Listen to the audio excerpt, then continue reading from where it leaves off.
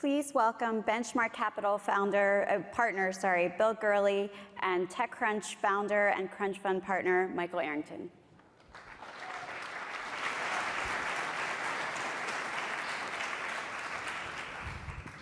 Well, this is a different and better venue than last year. So thanks for coming out to New York. No problem. I want to start with something that Eric and Chris were talking about. They were saying they're comparing New York to Silicon Valley. It seems like you have some interesting thoughts on that. What do you think about New York? Well, I agree. We've recently done 2 investments in New York in the past couple of years, First Dibs and more recently Sailed Through.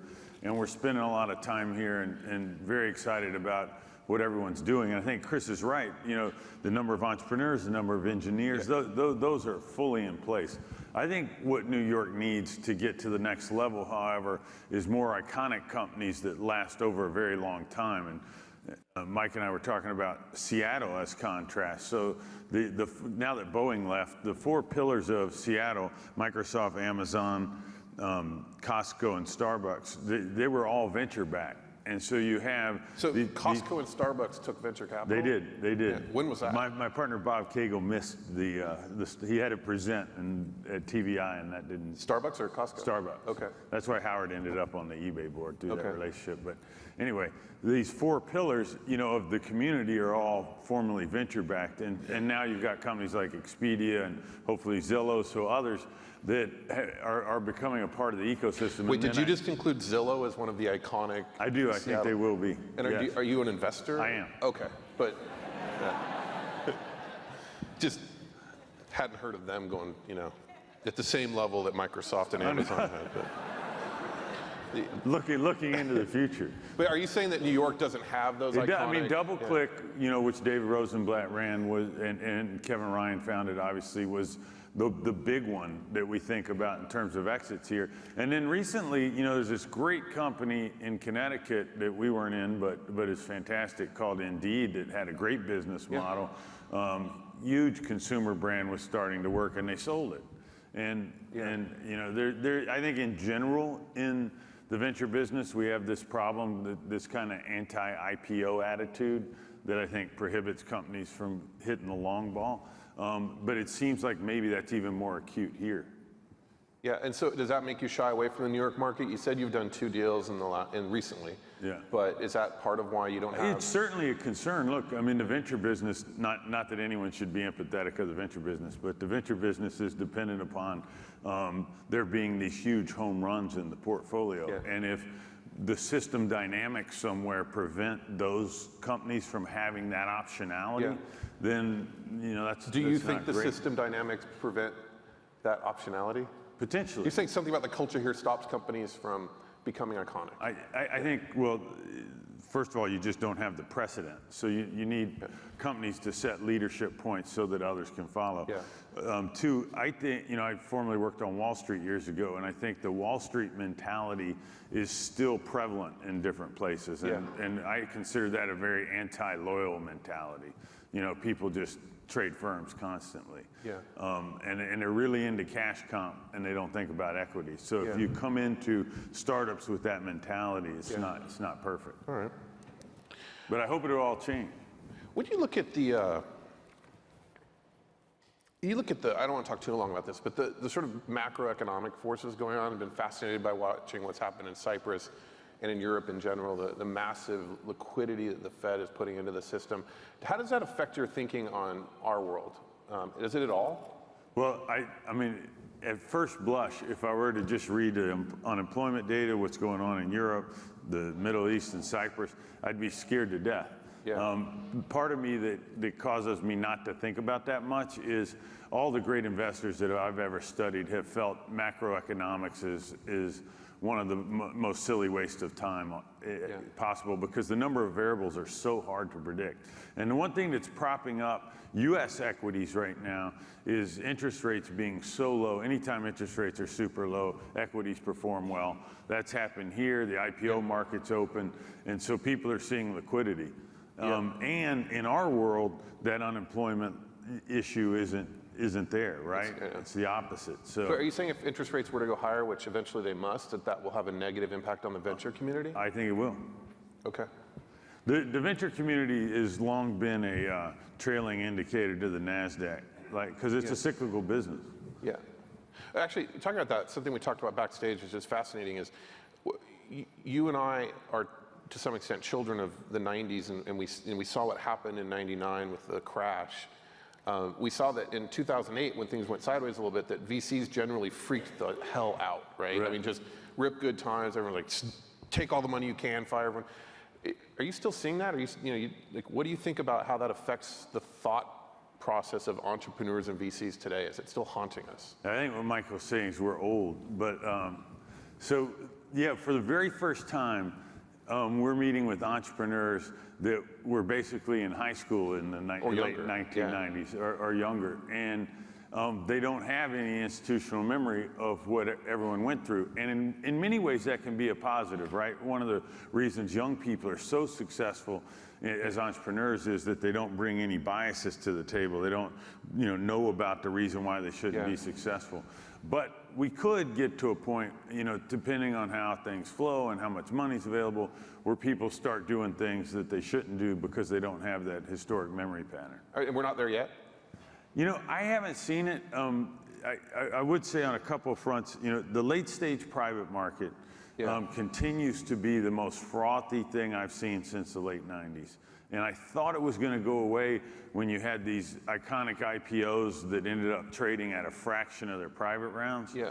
But it hasn't. It's just, if you have a hot company that's in the select chosen one, you've got people knocking on your door begging you to take money. Yeah, and that's a bad thing. You think it's the valuations are too high or just too much money? I think historically it's shown over time to become a bad thing.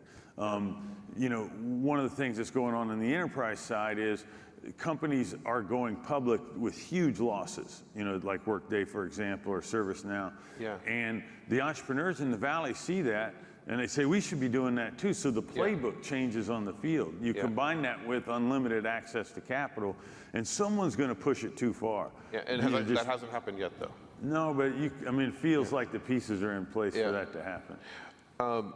Your fund, and on the consumer side, the equivalent of that happened in the late 90s is where you can spend variable money fast, which is typically marketing, right? And so if you have unlimited access to capital, can keep raising $50, $100 million, and you have a place, it's kind of hard to spend $100 million in hiring. Like, you just can't go hire enough people quickly. But on marketing, you can just plow it in. I remember sitting in board meetings for a company. I was their lawyer in the 90s, and John Fisher from Draper Fisher Jurvetson. And by the way, I'm only saying his name because everybody was saying this, but he was saying, like, raise as much money as you can and spend it as fast as you can. And basically, if you have to spend $10 in marketing to get $1 in revenue, that makes sense. And it did make sense for a window of time then. Yeah. We haven't seen anything like that now. No, but I see stuff that's similar. Like I see just people. I think this whole LTV model is a real house of cards. Like, it's just an excuse to spend. The what model? A lifetime value model, like where people say, as long as we're paying below our lifetime value, the cost of capital. But the numbers can be run in a whole bunch of different ways. We don't need to go into it in detail, but people typically fool themselves into thinking that these things are good investments. And over time, the five variables in that LTV model actually tug at one another, which makes it tough. Yeah. Like, if you raise ARPU, churn goes up. Yeah. Like, there's no magic in this thing. All right. Your current fund 7 is about $400 million. And you guys are clearly one of the top VC firms. And yet you have not done things the way other top VC firms have done. You've played with expansion, but you pulled out of that a long time ago into other offices. You haven't gone into big mega funds. You don't have your own hedge fund.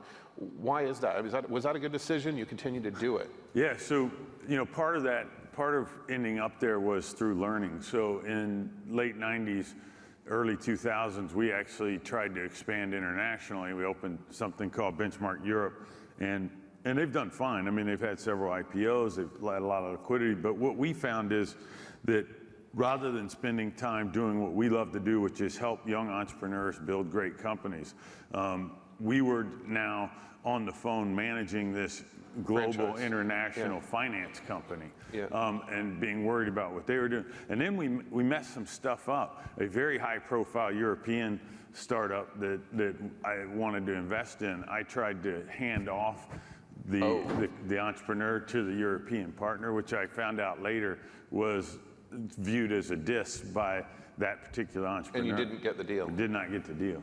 And that's when you fired the partner and kicked No, him no, out? no. But that was us stumbling on ourselves. So fast forward to today, they renamed themselves Balderton Capital, and we went back to really just being a artisan business focused on what we do. Yeah. A smaller fund, Yeah. early stage investing, and it's as you point out, it's an interesting contrast where most of our peers have not only scaled internationally, India and China, but late stage funds, seed stage funds.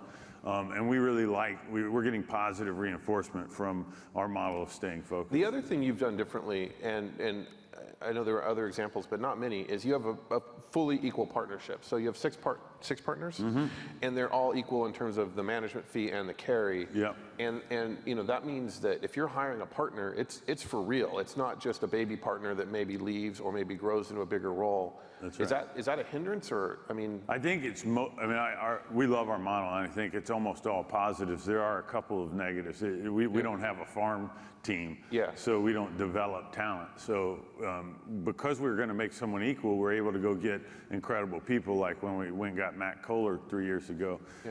But sometimes we're forced to poach. I came from Hummer Wimblad. Peter Fenton came from Excel. But it's the kind of model that can attract someone from another firm. Yeah. So it's good. Yeah. So why aren't other firms doing it? So a lot of firms are set up hierarchically where the name brand that's on the door, gets a higher share of the economics than the junior person that's coming in. And that means every time you're raising a new fund, there's a competition and a negotiation to see what those splits are going to be in the future, which just leads to politics and could lead to you hiding. Like if you had a great CFO and you're trying to outperform, your partner, you want to hoard rather than help. And so we thought, that this team orientation would be much better served if you took all that off the table.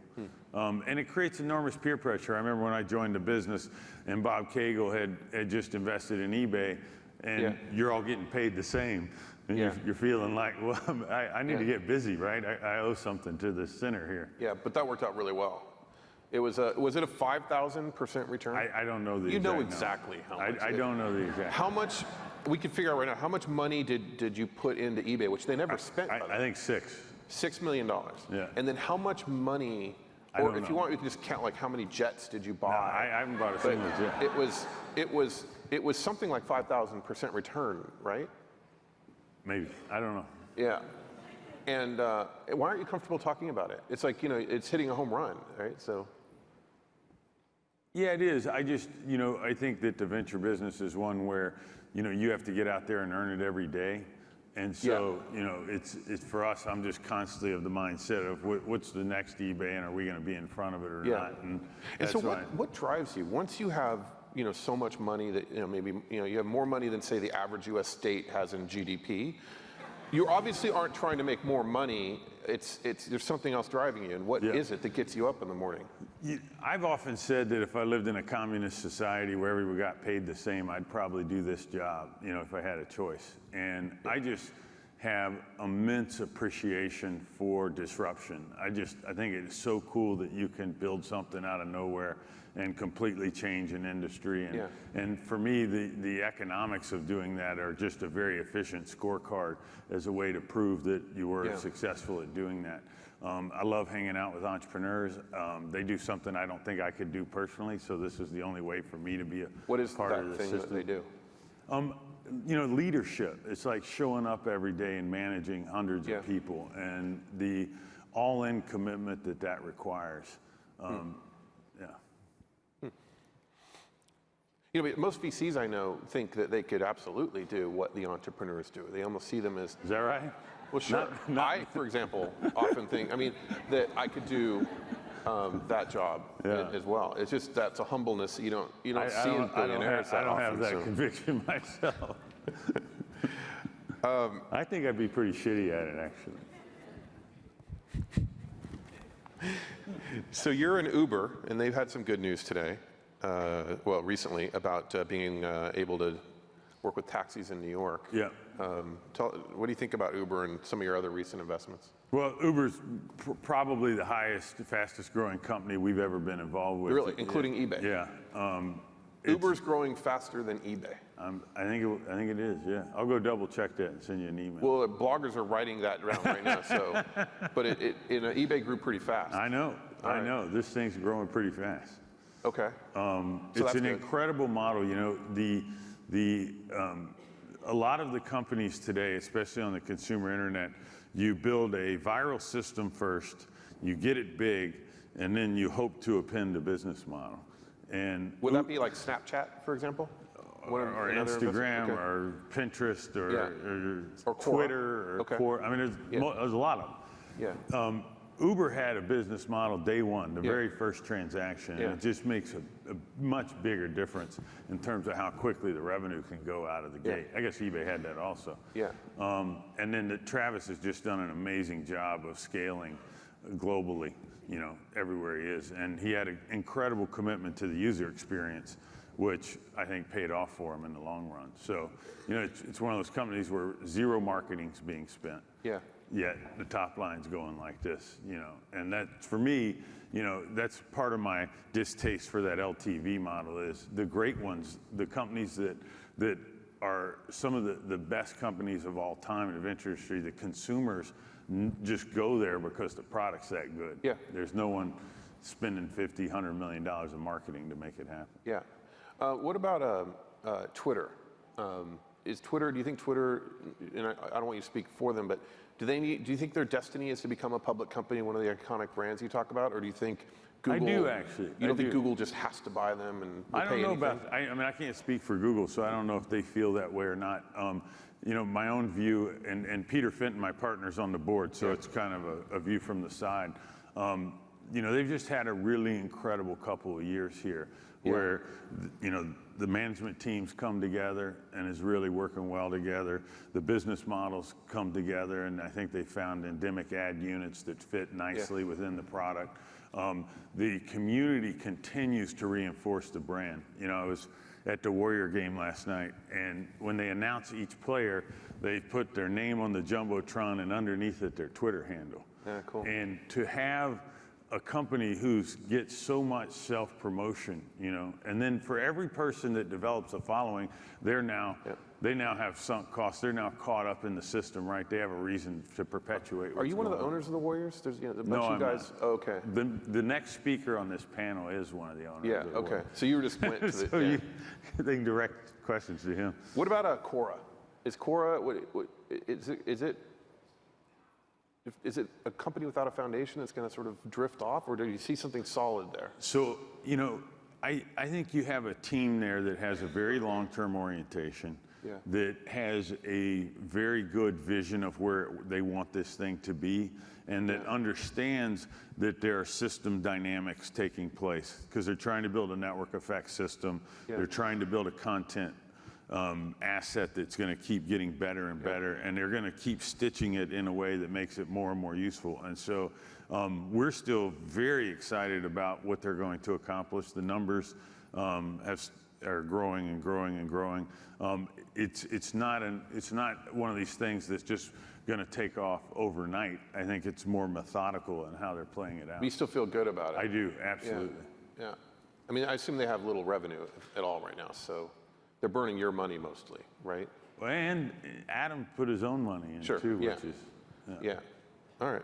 What about some of the other companies you've invested in? Do you want to talk about some of them? Nextdoor, Grubhub, a dog walking company? Yeah. So let me start with let me talk about Nextdoor. So this is a company I'm really excited about. It started out as an EIR in our office. So Nextdoor's built a social network for your neighborhood. And if any of you are members there, I think we're at 11,000 neighborhoods in North America right now. And these things are built in a way that's, we only let someone start a neighborhood if they apply and pass the application. And then they're required to get 10 users. We put in place a lot of friction to ensure that there'd be quality.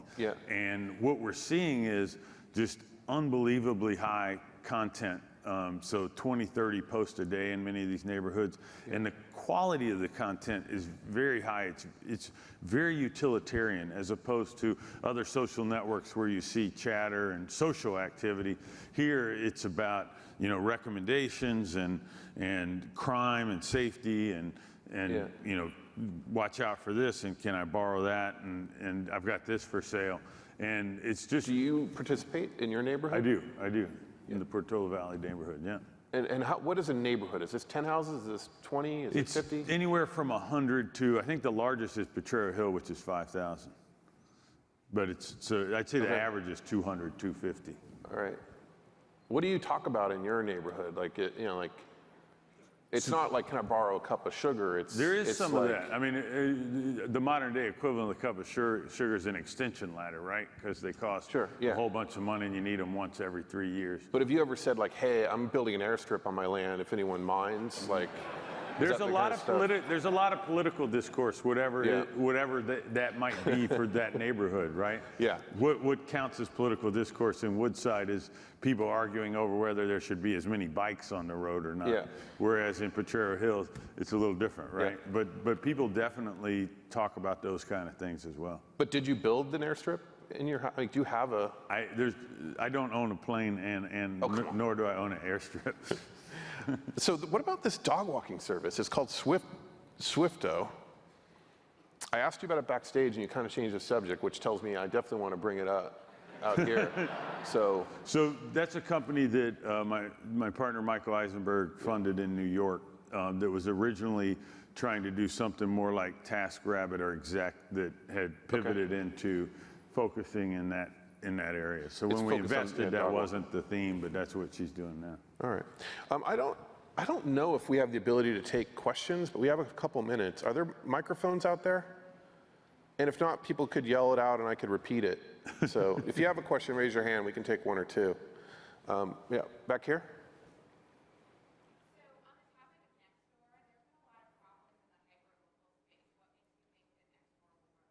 So on the topic of Nextdoor, there have been a lot of problems in the hyper-local space. What makes you think it'll work? So, we're working with a team there that worked on the original ePinions product. And I've come to believe that the nuances that are necessary to make these UGC communities work, there's like a list of 10 or 15 things that you have to know how to do. And it turns out the majority of people don't know how, including really large companies like Apple and Google, and because it's really hard and it requires a lot of hand-holding and hand-stitching and building in place a network effect where the atoms start to bounce into one another. And that mindset was in place, from the very beginning at Nextdoor, and we've had the ability to watch other, UGC communities like Yelp that we're involved with, and how they spin those things up. And so all the friction was part of it. So we were, and rather than opening everyone's door, we didn't want people going into a ghost town. And so we really worried about quality. And you're going to see some new features over the next year that are going to make it even more obvious. I think our leadership position, based on what I know and where we are, is going to make it very hard for anyone else to come from behind. One other thing I wanted to ask you is, and I forgot to ask this earlier on, is in the state of the venture market today, and we talked a little bit about this, but where is there too much money?